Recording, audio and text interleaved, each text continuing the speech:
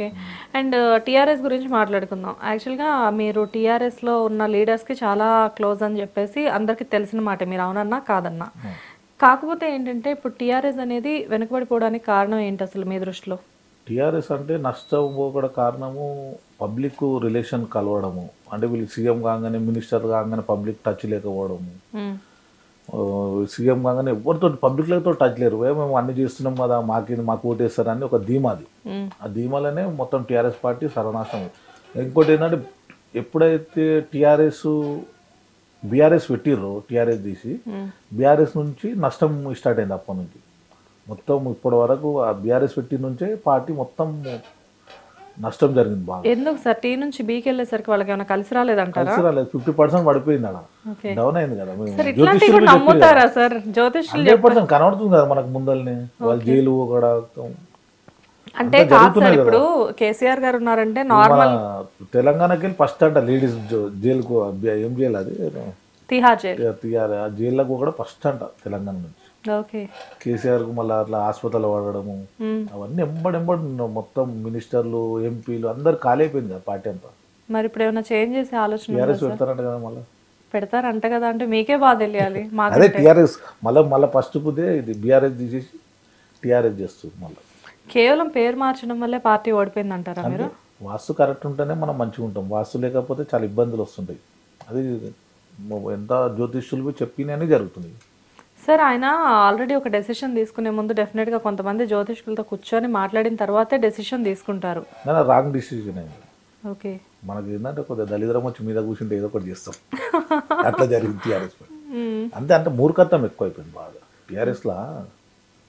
నిన్న పార్టీ చెప్తున్నా ఓపెన్గా, మూర్ఖత్వం అంటే ఒక ప్రజలకు కలవడము, ఎవరన్నా ఉద్యమ నాయకులు వస్తే కలవడం, చాలా అట్లా వేరే పార్టీకి వెళ్ళి తీసుకొచ్చి మినిస్టర్లు ఇవ్వడము.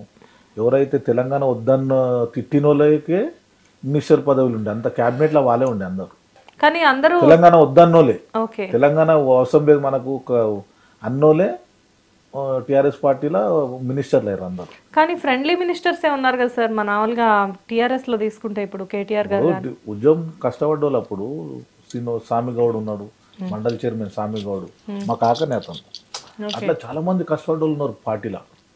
అట్లా వాళ్ళకి పదవులు ఇచ్చాడు ఉండే. అప్పుడు అది పొజిషన్ గట్టిగా ఉంటుండే. ఇప్పుడు అసలు నీకు టీఆర్ఎస్, నీకు ఉద్యమం పార్టీ లేకుండా మామూలు బీఆర్ఎస్ పెట్టేసుకొని అన్ని రాష్ట్రాలు తిరుగుతామంటే ఉన్న దాంట్లోనే ఉండాలి కదా కరెక్ట్గా. మొత్తం వీడనే ఉండవట్టి పబ్లిక్. అండ్ ఏంటి సార్ కేటీఆర్ గారు గురించి ఫోన్ ట్యాపింగ్స్ మీద పెద్ద చర్చ నడుస్తుంది, నిజమేనా అదంతా? నిజం ఏమో, కరెక్టే కదా అది. అంతా సస్పెండ్ చేసిరు కదా, అరెస్ట్ చేసిరు కదా. అంటే కొన్నేమో అవి ఆరోపణలు జైలు పోతారు అంటారు కదా, కొంతమంది ఏమో ఆరోపణలు అని చెప్పేసి చెప్తున్నారు. ఆరోపణలు ఏంటో రియల్గా ఒప్పుకోరు కదా, ఆల్రెడీ టేప్ అయిందని ఒప్పుకోరు కదా. ఒప్పుకున్నట్లేనా? ఒప్పుకున్నట్టు. కేసీఆర్ గారు మొన్న అన్నాడు కదా, చేసినాము అన్నారు. దాని తర్వాత ఇక ఫాలోఅప్ చేస్తారు. కానీ ఎందుకు సార్ వీళ్ళు బాగానే పొలిటీషియన్స్ కొట్టుకోకుండా మధ్యలో హీరోయిన్స్ ఎందుకు తీసుకొస్తున్నారు? అంటే వాళ్ళే బి ట్యాప్ చేసిరంట ఏదో అని చెప్తూ. అంటే హీరోయిన్లు గోల్డ్ షాప్ వాళ్ళు కొంచెం చాలా మంది చేసిరంట. ఓకే. అంటే అదే సార్ మిగతా వాళ్ళని చేయడం వేరే, ఇద్దరు పెద్ద హీరోయిన్స్ ఎమ్మెల్యేలను చాలా మందిని ఓకే బ్లాక్ మెయిల్ చేసిరంట, ఫోన్లు చేసి. అవన్నీ వస్తున్నాయి ఒక్కొక్కటి బయటకి. నేను న్యూస్లో చూసిందే, నాకు తెలియదు కానీ న్యూస్లో చూసింది. Okay sir. యాక్చువల్గా ఇప్పుడు అక్కడ ఇద్దరు బడా హీరోయిన్స్ ఇద్దరు ఉన్నారు వాళ్ళ దగ్గర. అంటే ఇప్పుడు ప్రెసెంట్ ఆ ట్యాపింగ్ లో భాగంగా. సో అంటే కంప్లీట్ గా ఇప్పుడు ఇద్దరు హీరోయిన్స్ బయటకు తీసుకురావడం వల్ల ఇద్దరు, అంటే ఒకళ్ళకి పెళ్ళైంది, ఒకళ్ళ డివర్స్, కానీ ఇద్దరు కూడా మంచి పేరున్న హీరోయిన్స్, వాళ్ళని బయటకు తీసుకురావడం వల్ల వాళ్ళ కెరియర్ ఇంపాక్ట్ అవుతుంది అని చెప్పేసి ఏమో ఆలోచించట్లేదా మరి పబ్లిక్? అంటే కెరీర్ వీళ్ళకి ట్యాప్ చేసిరని వీళ్ళకు తెలియదు కదా. ఇప్పుడు హీరోయిన్లకు ఇప్పుడు తెలుస్తుంది, అందరికి బయట తెలియదు ఇన్ని రోజులు.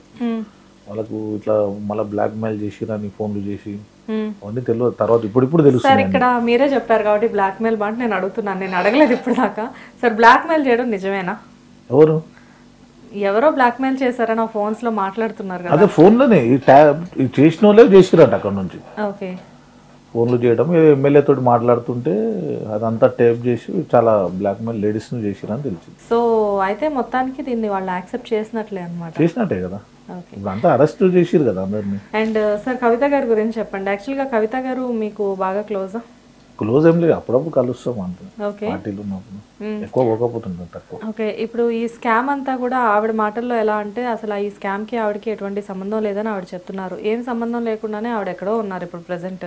సో దాని గురించి అసలు మీరేమంటారు? అంటే టీఆర్ఎస్ పార్టీ అభిమానిగా కాకుండా నార్మల్గా చెప్పండి, ఒక హైదరాబాద్ వాసిగా. హైదరాబాద్ చెయ్యంది ఎవరు అది చేయరు, ఏదైనా కొద్దిగా ఉంటుంది ఆడ చేయడము. వాళ్ళకి ఎందుకంటే టైం వచ్చినప్పుడు ఒక 5% ఏదైనా కొద్దిగా దొరికినా లాగుతారు, పెద్ద చేస్తారు, అట్లా జరిగిండొచ్చు. ఓకే కానీ చెయ్యంది అయితే ఎవరిని అరెస్ట్ చేయరు. ఎవరు ఒక మామూలుగా నేను వచ్చి ఇంటికాడికి వెళ్ళి ఏం చేయండి ఒకటి అరెస్ట్ చేయరు ఎవరు. అది కంపల్సరీ ఏదన్నా ఒకటి ఉంటే దాన్ని పెంచిండొచ్చు, పెద్ద చేసిండొచ్చు, అట్లా జరిగింది. కానీ చెయ్యలేంది ఎవరిని ఉట్టి అరెస్ట్ చేయరు. ఎవరిని ఒక లేడీస్ని చేయాలంటే చాలా కష్టం, డిపార్ట్మెంటే సస్పెండ్ అయిపోతుంది. అది లేకపోతే పాత్ర లేకపోతే మామూలు వ్యక్తిని చేయలేరు అట్లా. ఓకే